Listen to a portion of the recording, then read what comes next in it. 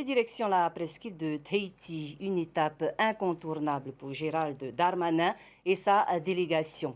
Le ministre de l'Intérieur s'est rendu à Vairao et Teahupo cet après-midi pour prendre connaissance des attentes des acteurs locaux, mais aussi pour voir de près les dispositifs de sécurité des Jeux olympiques.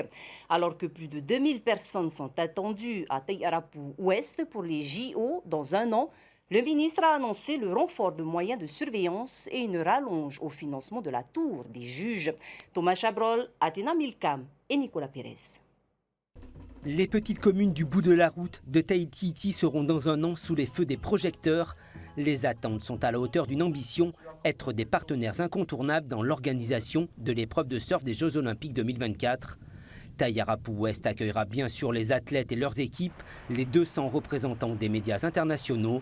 Ce petit bout de paradis sera aussi au cœur du dispositif de sécurité des Jeux Olympiques. Votre visite témoigne de l'intérêt que porte la France pour la réussite de cet événement sportif sans précédent.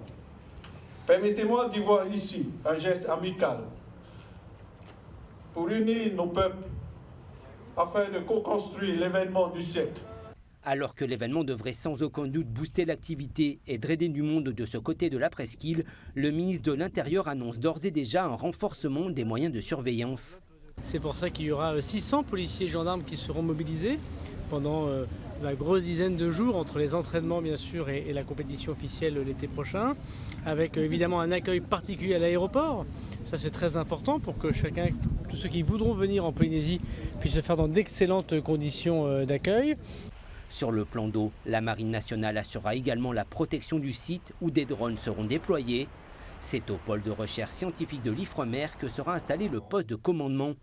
En renfort, le ministre a également annoncé une enveloppe budgétaire consacrée au déploiement de caméras de surveillance. Une bonne nouvelle pour la commune qui manque d'effectifs. Ça pourrait nous aider donc à voir les différents endroits où nous avons besoin de vérifier s'il n'y a pas de problème particulier. J'ai ma directrice avec moi en préparant le dossier de demande de subvention pour pouvoir mettre en place ces caméras. Le ministre a également pu se rendre sur la vague mythique de Teahupo en pleine compétition. L'occasion de voir les water patrols en action et d'avoir un meilleur aperçu du rôle de la tour des juges. Le ministre délégué aux Outre-mer a d'ailleurs annoncé une rallonge pour la nouvelle structure en aluminium. La ministre des Sports, on a décidé d'abonder très largement financièrement pour que cette tour des juges soit totalement rénovée. Elle sera en aluminium, elle sera parfaitement moderne, correspondra à tous les besoins pour cette compétition exceptionnelle.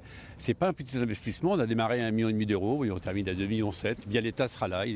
On vient avec un financement que nous avons décidé pas plus tard qu'hier de 628 000 euros. Enfin, la ministre des Sports a souligné l'importance de respecter l'environnement avec l'ambition de réduire de moitié l'impact carbone des Jeux comparé aux éditions précédentes.